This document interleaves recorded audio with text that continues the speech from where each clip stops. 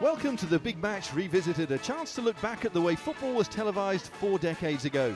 This edition was shown at the start of March 1977. Settle down for some football nostalgia with host and commentator Brian Moore.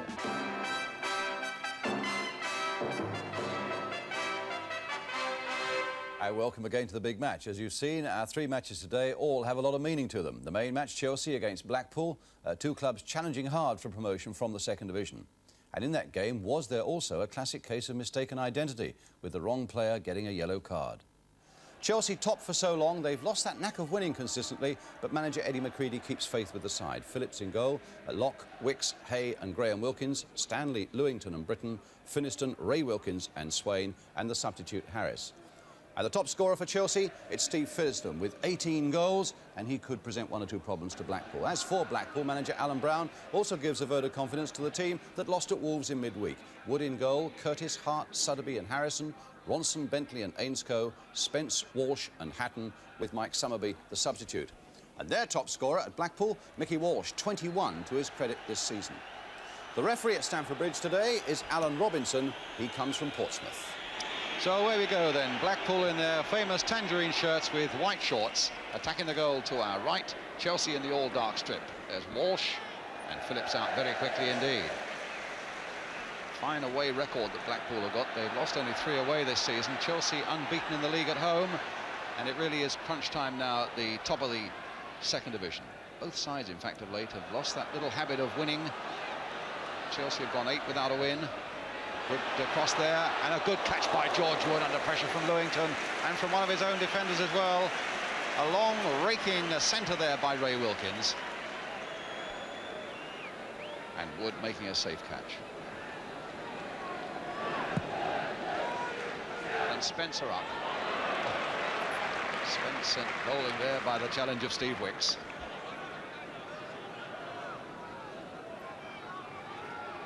Bob Hatton.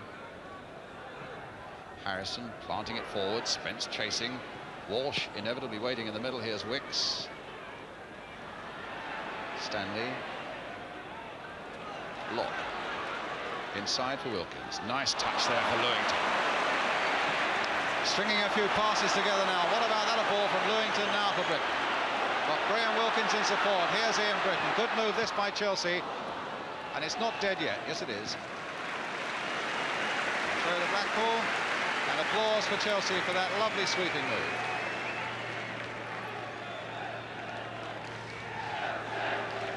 John Curtis for the throw. Wicks' header.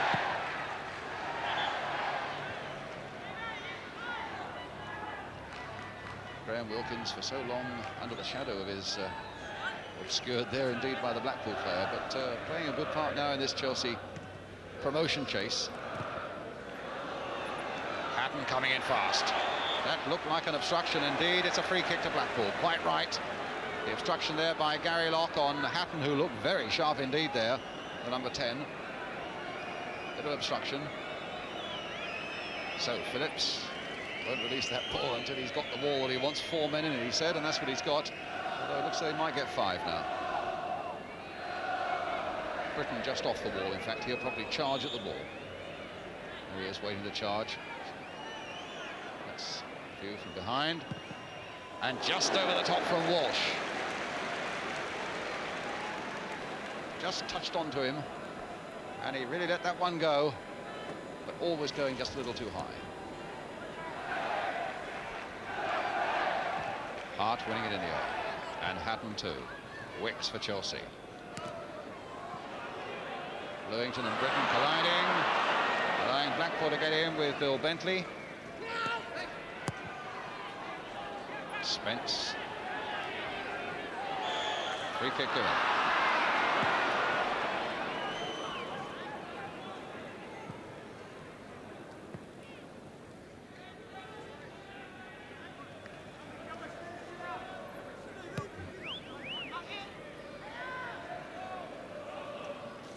So Ronson with the kick. Long and a deep one to the far side. Oh, and Spence very nearly got in there. That really could have been a nasty moment indeed for Chelsea as Ronson floated that long free kick in. The number 5, Paul Hart, got up well, and Spence very nearly was able to turn it in. Ainscough fighting hard, and Stanley won that well.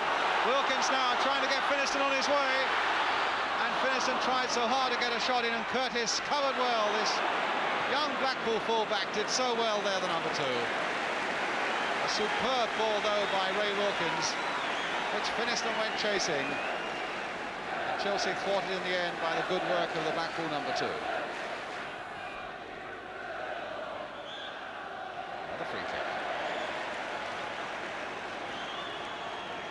Blackpool a little frustrated at the moment by the referee, but he felt that was an obstruction and a free kick to Chelsea.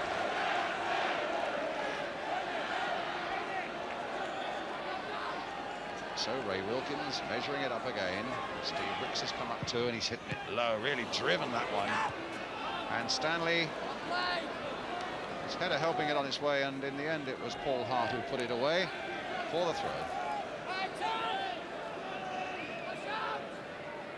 Lewington.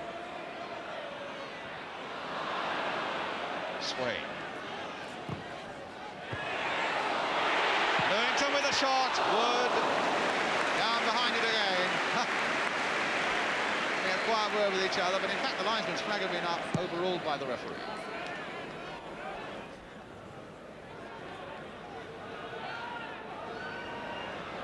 Well, he kept it in well.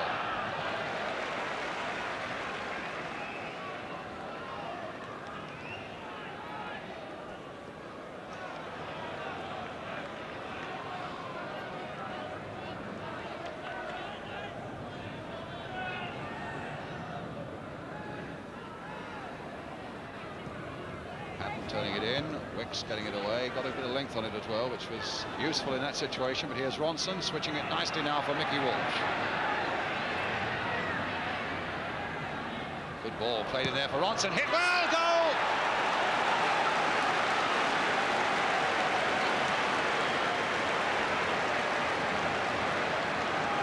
Well, a very good breakthrough indeed for Blackpool.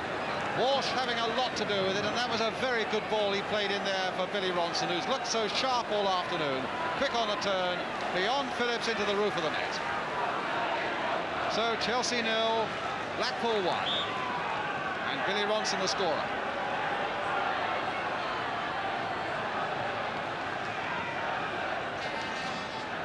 Sotheby pushed in the back by Swain.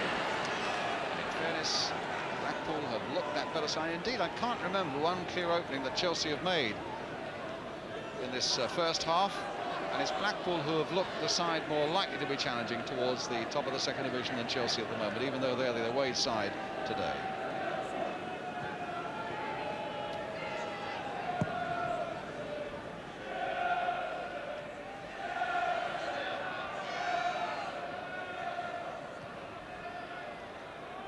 Stanley, and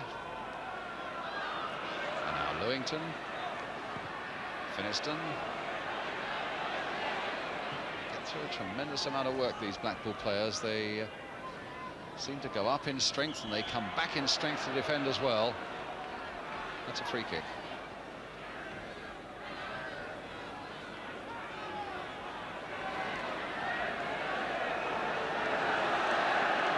Now Graham Wilkins. The long ball played forward, which Finiston hopefully will pursue. Look how far George Wood's come out as well. Goal kick.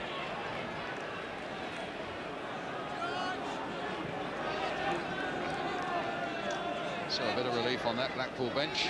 Alan Brown on the right with Mike Summerby, the old Manchester City and Burnley winger. Now the substitute today, Mike Summerby on the left.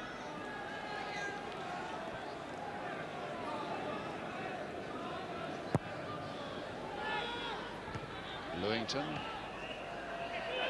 Now Wilkins, played in towards Kenny Swain. Now can Swain get the equaliser? He can! A fine goal!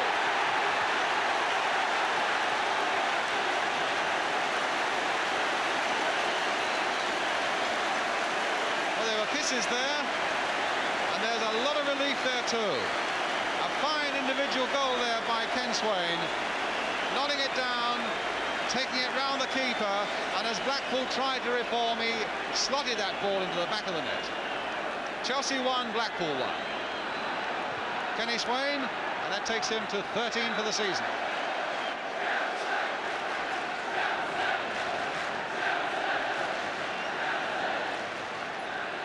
Well, that really was a bit of cool football there by Swain under a fair bit of pressure, and the pressure really was growing on Chelsea. Here's Walsh. Hey, getting mixed up there, and Ainsco's shot was charged down, and now Chelsea can strike out with Wilkins. Lots going up ahead of him. To no avail.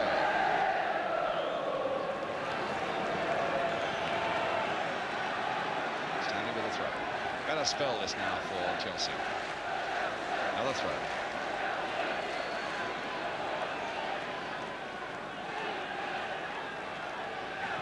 Wilkins.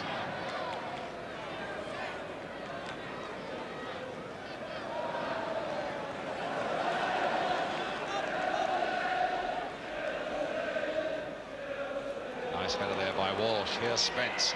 And they've got 4 up again quickly. They do like getting men up quickly. Here's Ronson. Knowing instinctively that Curtis will be there. And that had Phillips worried just for a moment or two. In fact, there was an offside and a free kick to Chelsea just outside the area. About 3 minutes to go to half-time.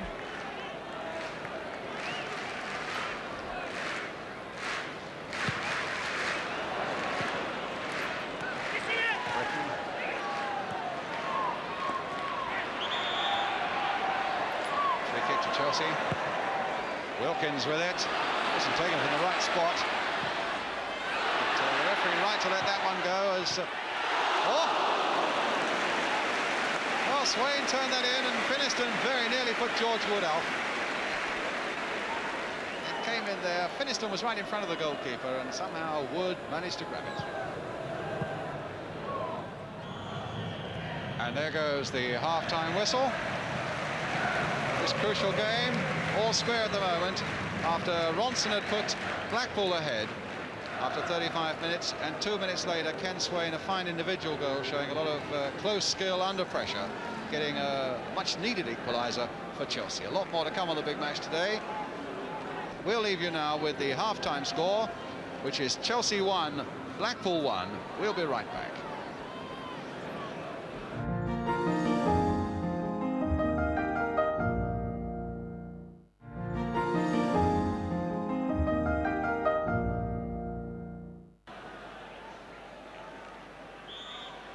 Welcome back to Stamford Bridge. 1-1, the half-time score. Chelsea now attacking the goal to our right. They won 1-0, in fact, at Blackpool way back in September. Well, that was a long shot there that George Wood didn't handle particularly well.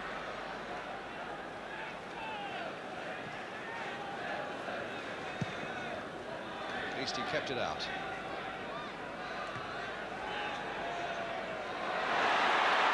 Chelsea again with Swain.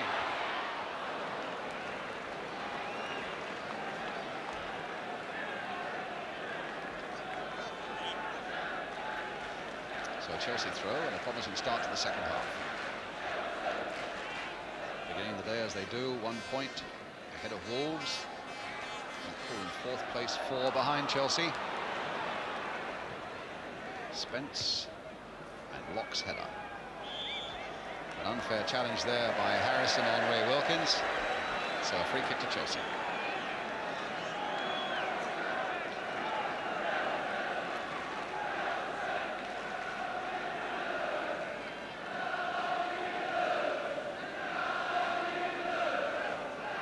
So Wood, the man, is under pressure now as Wilkins and the blue shirts go charging in there. Wicks is in there too.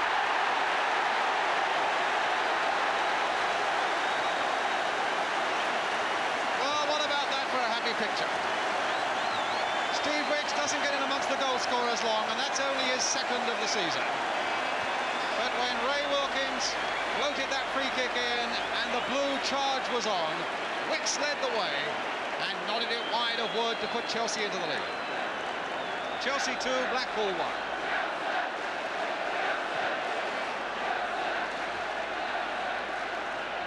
Ronson. think it's fair to say also that Chelsea really only began to come into their own after they'd gone behind. Certainly in the first 35 minutes of the game, they showed not a glimmer really of promotion form, but only when Blackpool stunned them with that Billy Ronson goal did they really start putting a few things together. So a problem now for Blackpool and their management. Hart winning it in the air. Wicks. Ronson.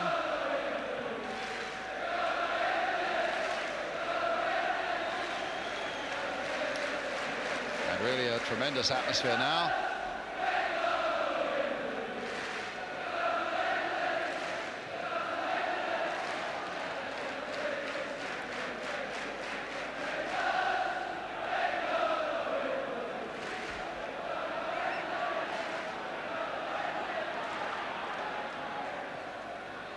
Wilkins.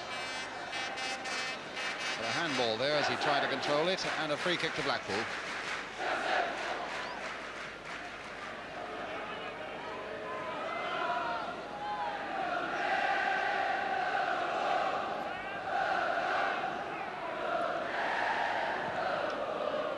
Paul Hart with a long kick. Derek Spence heading it and chasing it, but Wicks is there as well and forced to give away the corner.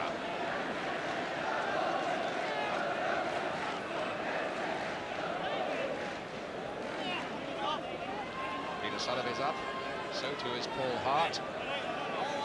5. The centre of your picture now, as you see, there he is. And Bentley with the corner. Curled in towards Spence, got the header in. Oh, and Hatton. Oh, and he was nodded off the line. Well, there was a miskick there by Hatton, really, when it seemed that he got the goal at his mercy. Lifted it in the air, and Gary Locke, with Phillips having fallen, Gary Locke heading it away.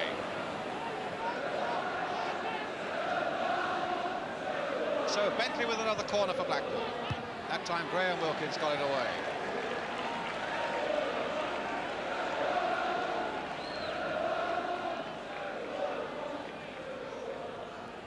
Walsh.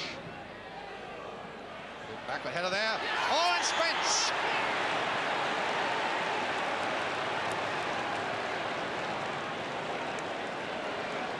Oh, Blackpool have come striking back at Chelsea. Good piece of play again by Walsh. Holding off Hay, getting it over his head. And Spence getting a glancing header in that beat Phillips and just went inside the post. 2-2, Derek Spence. Finiston.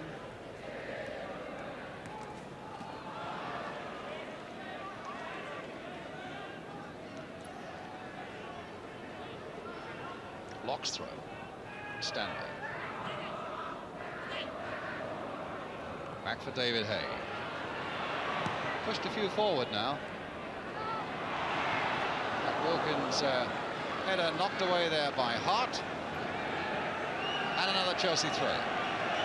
Chelsea's turn to have a little bit of dominance now.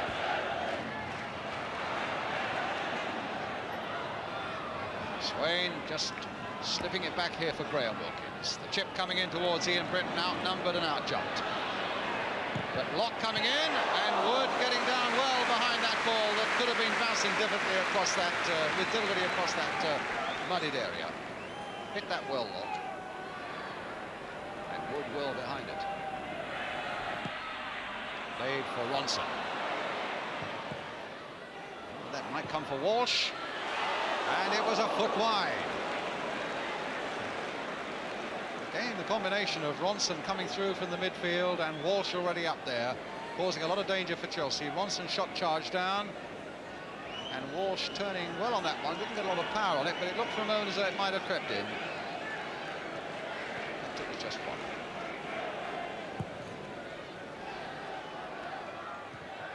Hart's header. It's Lewington. Swain. Wilkins' touch again for Ken Swain. Scored the first goal with a lot of control and skill.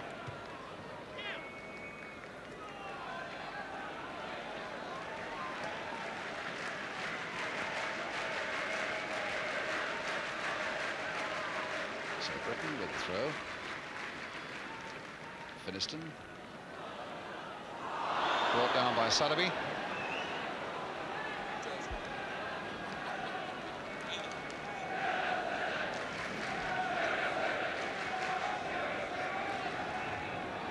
Ian Britton and Ray Wilkins between them, deciding what's going to happen here. Needless to say, Steve Wicks has come up again. It's going to be Ray Wilkins. Driven a little more by that. In fact, it had to be pushed over by the goalkeeper, with a lot of the crowd thinking it had crept under the crossbar. Wilkins varies those free kicks well. He's driven in one or two today, he's floated one or two, and that was a cross between the two. With Wood in the end just tipping it up.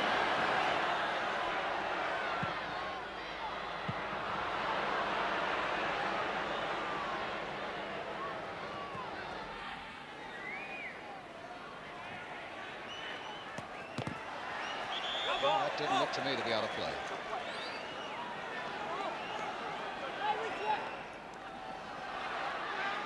Hay with it. Hay going in hard again. Wicks to Britain. Oh, he was well shadowed that time by Harrison. And it looks as though Chelsea might get to 9 games without a win unless they can do something very quickly. And here's Hatton.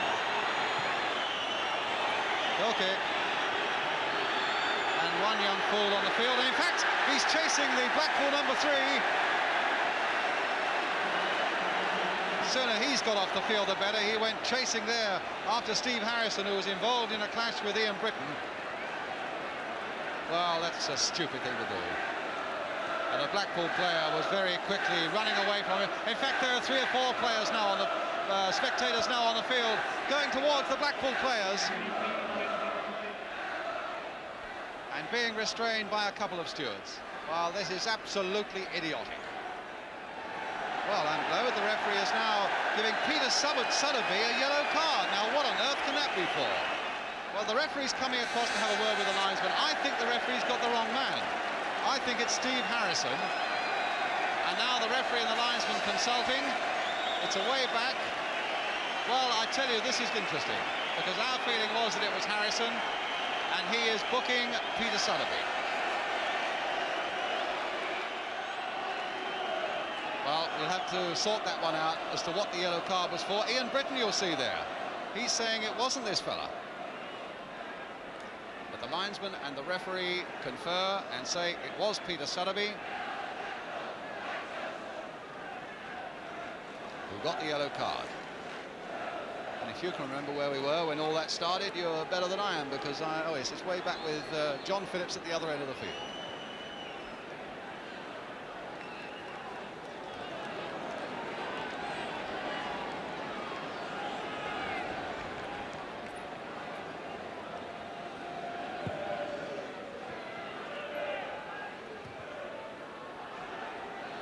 Well, we're now, I make it, in the last minute. In fact, we're in injury time. There'll be a little bit added on for that chaotic last couple of minutes, and it's a corner for Chelsea, or is it a free kick? Free kick.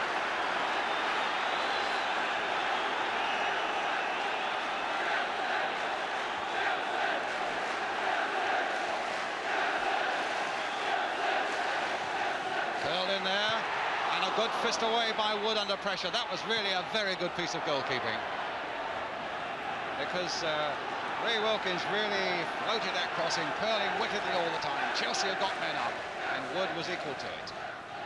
Britain, last seconds, Stanley.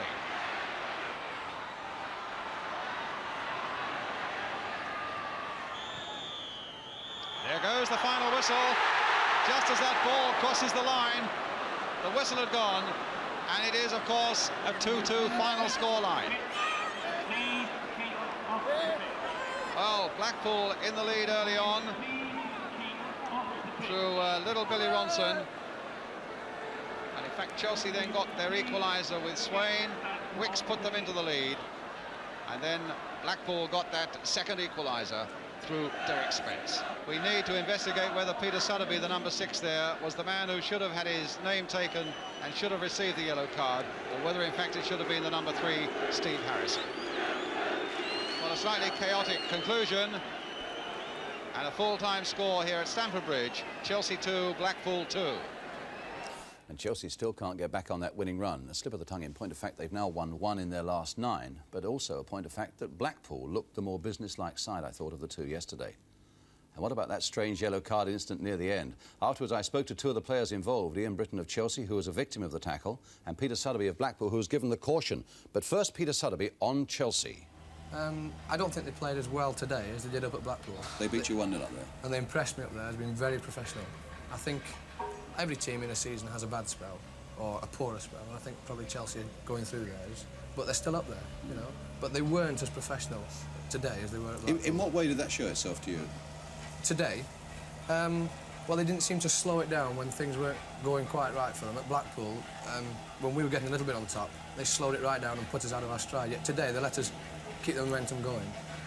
And I think at times, you know, we were looking to win the game, whereas at Blackpool, you know, we were never in that position, really. And I think just a little bit of perhaps confidence in 1 or 2 players, not quite the same as earlier on in the season. What about you, Ian, on Blackpool? Well, I never played when we played up there. They're a busy side, the forwards. I think they gave us a lot of bother. You know, crossovers, the 3 forwards always moving for each other. They're quite a good side, actually. Yeah. You know, they gave us a lot of bother today, especially in the first half. It wasn't too bad second half. You know, Stevie Wicks was a bit better second half. You know, he's winning a lot. In the first half, I thought he gave us a lot of bother. Yes. And then there was that incident near the end where you were bowled over in the first place, I thought, by Steve Harrison. What was your version of that, first of all, though, Ian? Well, like I said, I had the ball on the right, I crossed it, but it never went in. And my foot must have followed through, and I fell on the ground anyway, but I just stood my ankle and twisted his foot, you know. Yeah. Were you surprised then when the yellow card came out for Peter? Yeah, I didn't even, you know, I didn't know who was getting booked. I thought it must have been the 3, but when said it was Peter, I went across the ref and he said he couldn't do anything. Yeah. I'm not asking you to shop a teammate, Peter, but you were claiming pretty clearly that it wasn't you. I would just what did the ref say to you in the first place? When well, first of all, he came over to me and he kind of pointed, and I thought he was pointing past me. And I looked, and I thought, oh, it must be Steve, you know. He came up to me and he says, what's your number? I thought he was just checking. I said, oh, I'm number 6. He said, oh, it's you I want. And I pleaded my innocence. And to be fair, several Chelsea players said it wasn't me. And he went back to the linesman. Then came back to me, and I thought, well, I must be clear now. And he said, no, you're being booked. And I asked him what for. He said, well, I never saw the incident. I'm going on the linesman's report. And then I asked him, what was the linesman's report? And he said, I can't tell you now. And that was it. So I don't know what it was for. How many times have you been booked this season? Well, if that goes 4 points, I think that takes him to 16 points. That's 4 times, counting that one. 3 up to now. What happens now, though? Do you appeal Well, again? we'll just have to wait for the referee's report. And I think the procedure is that if I get 20 points, I can write back and say I'm going to appeal against that one if I ever get 20 points. Yeah. And I'll be asking, you know, I'd like to see some Chelsea players, if I could, in my defence, and if possible, film. Yeah. And the film evidence, yes. Yeah. Well, we always make the film available to players or to referees or to whoever wants it. So obviously, you know, when you want it, you've only got to ask. Thank you very much. Peter and Ian, thank you very much indeed. Good luck to you in your promotion battles. Thank you. Right, let's try to get to the bottom of that yellow card incident near the end there. You've just heard Peter Sotheby of Blackpool say that he was innocent. Let's check then. It was a challenge on Ian Britton. Here he is, number 7, by the number 3, Steve Harrison. You'll see quite clearly the number 3 on his shirt. In fact, it's Peter Sotheby that he plays the ball to there. There's the number 3. Now, I'm not sure what possesses Steve Harrison to do this, as he sort of kicks into Britton as he walks away. In the back of his leg, down by his ankle. I don't think he twisted the studs in the ankle quite there, as Ian suggested. But what is surprising now is that the referee has gone to Peter Sotheby, who clearly can't understand why on earth he should be getting the yellow card. And in fact, the Chelsea players say, I think you've got the wrong fella there, ref. You better go and have a word with the linesman. So Alan Robinson, to do the right thing, does that. But the linesman says, no, it's Sotheby. And in fact, Alan Robinson said that, as you heard Peter Sotheby say, that the referee didn't see the incident. He took it on the word of the linesman. And so it's a yellow card and a booking there for Sotheby. And in fact, you'll see in a moment that Ian Britton even comes in there to plead Peter Sotheby's case. But what I'm wondering is whether the 2 officials were confused by another incident after that challenge on Ian Britton. Because as we pick it up now, you'll see Suddaby falling to the ground. He'd been involved in a clash there with the Chelsea number 6, David Hay, and I wonder if that was possibly what slightly diverted the attention of those two officials. But at any rate, clearly, if the booking and the yellow card was for the tackle on Ian Britton, then clearly it's a case of mistaken identity. And I'm quite sure that the referee and that the FA and Blackpool too, being fair-minded people, would want that put right.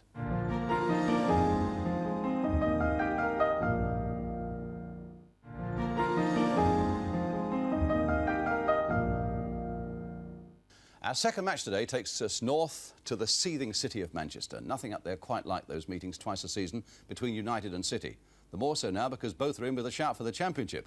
And that's why every place was filled at Old Trafford, 58,000 people there. Just room for Granada's cameras, for commentator Gerald Sinstadt, helped on this occasion by Dennis Law, Manchester United in the dark shirts. It's hanging, and up goes Buchan with Kidd. Owen's header. And a foul on Dennis Stewart by Martin Buchan. Stewart jumping, eyes on the ball. Buchan caught him squarely in the chest, and that's a free kick.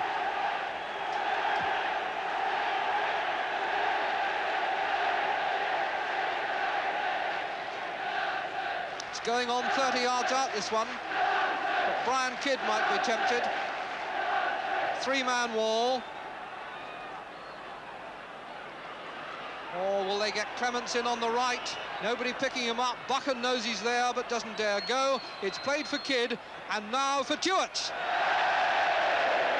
Just about the first real shot of the match, and it was 5 yards wide.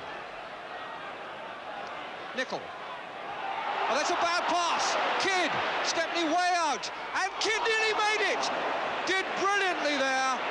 Kept his head. Dribbled it away from Stepney and tried to sneak it back in, and he just caught the post.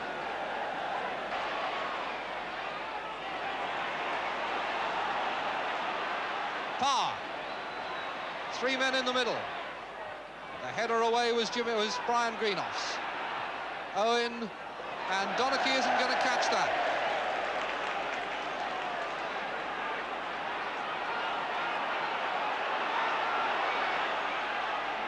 Coppell's throw finds Pearson. Coppell again. Ball put out of play by Paul Parr.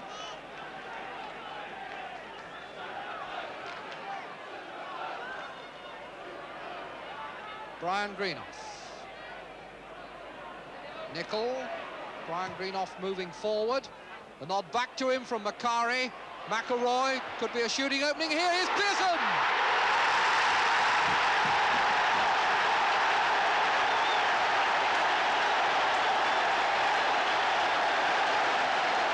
The arrival of Brian Greenoff in the attack proved crucial, and when he got the nod back from Macari, stuck it quickly through to McElroy. His sweep through found Pearson, and Pearson is such a deadly finisher.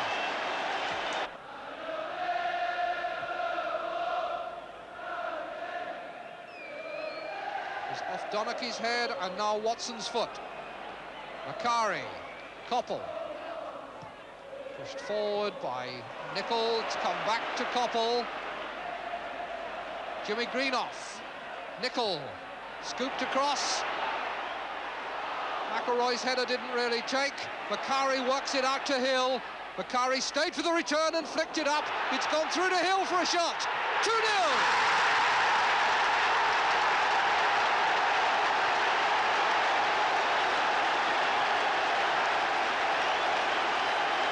Well, little Lou Macari's bustling had a lot to do with that one.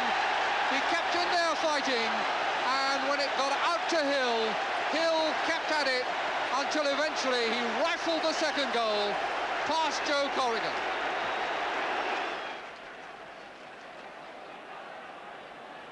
Nicol. Donachie. Parr beaten to it by Coppell. And Jimmy Greenoff! Brilliant save! Coppell got Jimmy Greenoff through. The shot was good, and the save was brilliant. Joe Corrigan tipping over from point-blank range. Hartford. Royal. Chest down for Owen. Clements chasing this. Houston is the defender with him. And Clements has got it across. And that could be difficult for Stepney. Just got a fist to it. Tar! And Stepney picks up. Thank you very much. Nicol.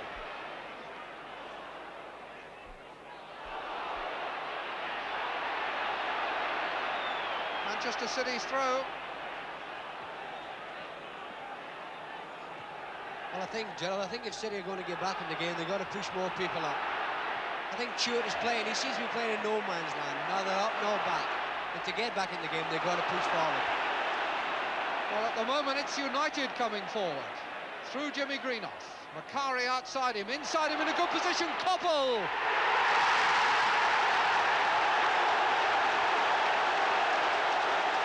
That was a little classic.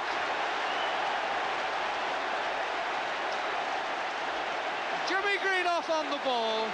The run outside by Macari made the space inside for Koppel, and Stevie Koppel took it gloriously.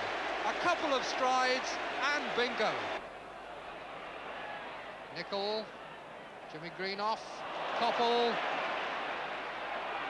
Was Kidd's tackle. Doyle tripped by McElroy, who I think accidentally clipped his heels. Referee gives the foul. Certainly it cost Doyle the chance of breaking away. Watson. It's come through to Stepney, and there was a bit of a misunderstanding, and in goes Stewart. Martin Buchan was angry. Stepney was coming for that, but there were players in his way.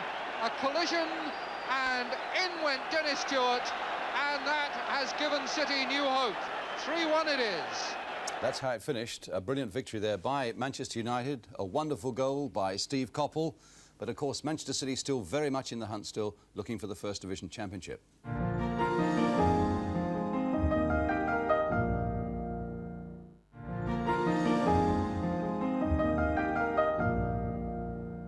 Now we turn to your letters, and the first one today comes from Mr. N.A. Poynton of 3 Verney Gardens, Dagenham in Essex, who says, I enclosed a photograph that I've recently found which may be of interest to you. Looking over the photo with my mates, we've come to the conclusion that this must be a cup match of some sort held at Stamford Bridge, probably a final, in which case it must have been pre-1923. In fact, if memory serves me right, Mr. Poynton, it was in fact, as you can see, the Cup final of 1921 between Spurs and Wolves. I've seen that picture before somewhere in a book, and if my memory serves me, that's also Jimmy Dimmock scoring the only goal of the game. One or two things have changed at Stamford Bridge. That old single-decker stand on the left, that's gone now. The open end at the far end, where the shed is now. We were there yesterday, of course, for the Chelsea-Blackpool game, but I can tell you that big old building on the Fulham Road advertising the Hammersmith Palais, that is still very much there, as you can now see. No longer advertising the Palais, but as we come out we can see the shed is there, giving a bit of comfort and support to the fans who like to get at that end. And as we swing around, of course, no longer that single-decker stand, but the magnificent 3-tiered stand that Chelsea have now got in at their ground.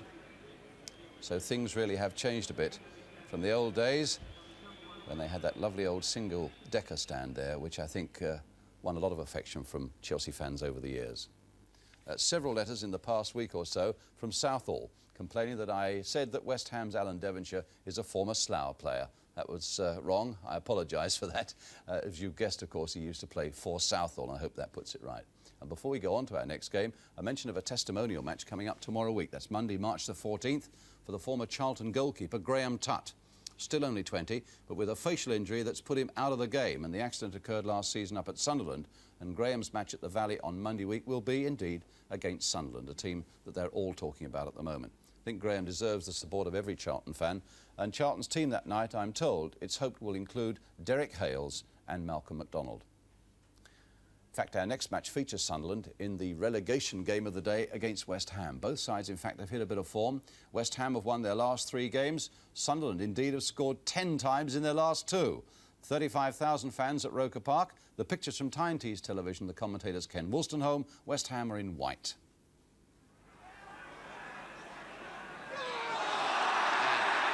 Holden was pulled down then by Bill Green, the former Carlisle player. It's all right again.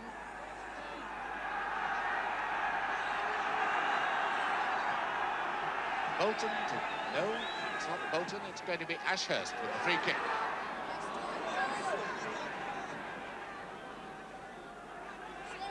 John Radford, the former Arsenal and England star, being beaten by Gary Rowell.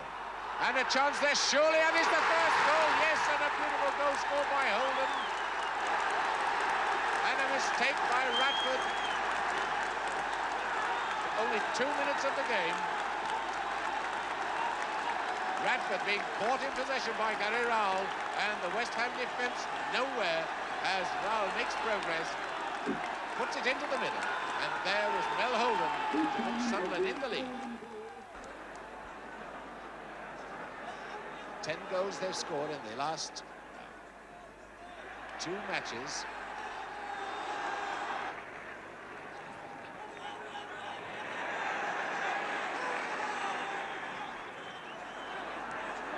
Bolton.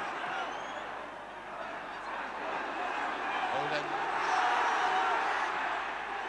And Day's losing out on it.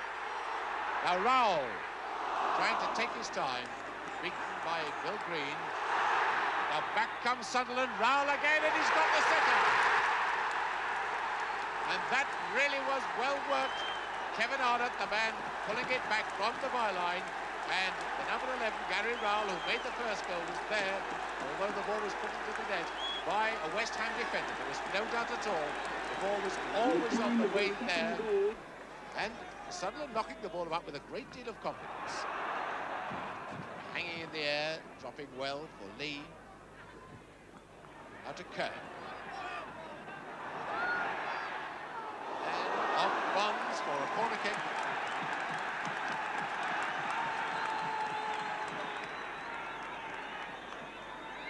The man organising the defence is Billy Bonds. A quarter of an hour to go, and I don't think Bonds or anybody else could be very satisfied with the way the West Ham defence has been playing. Kerr, the Sunderland captain, to take the corner kick. Day missing that one. And it's a goal! Yes, scored very cheekily by the number 9, Mel Holden. It was a weak clearance by Day. Mel Holden has got the goal. A weak clearance by Day was nodded back, and there was Mel Holden all on his own. Nobody within yards of him, and Holden just nodded it into the empty net. Green got a good back pass, and it's a corner kick.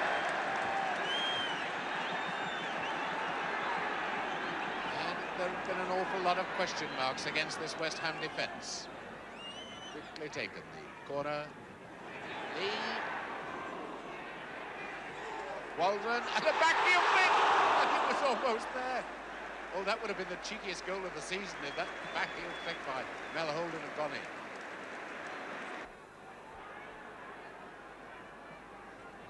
He's looking for Radford, and Radford nodding it forward, but too far forward. When one sees the skills of a player like Trevor Brooking, one wonders what he'd do if he was in a really good side.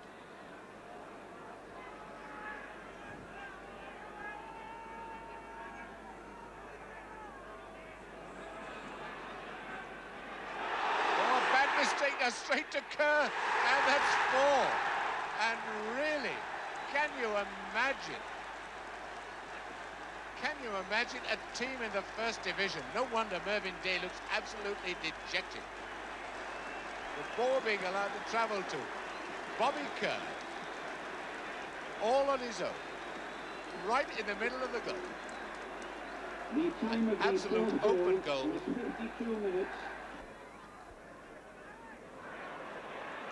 Bolton.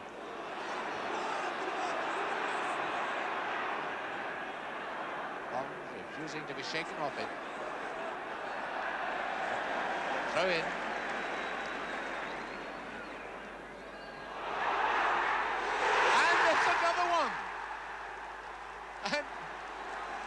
Gary Rowell, who makes it 5, neatly nodded down to him by Lee, and Rowell just coming in at full pace, hits the ball hard, low, through, into the back of the net. And Bonds way over there in the sunshine.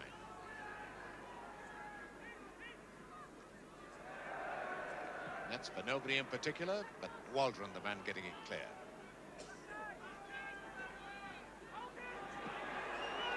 And that's onside. Now then, Bob Lee with a chance to get number 6. Has he? Yes, he has.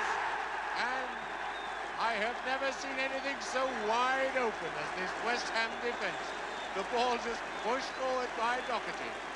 And the whole of the West Ham team expecting an offside decision. There was no chance of that. Bob Lee keeping his cool. Went on.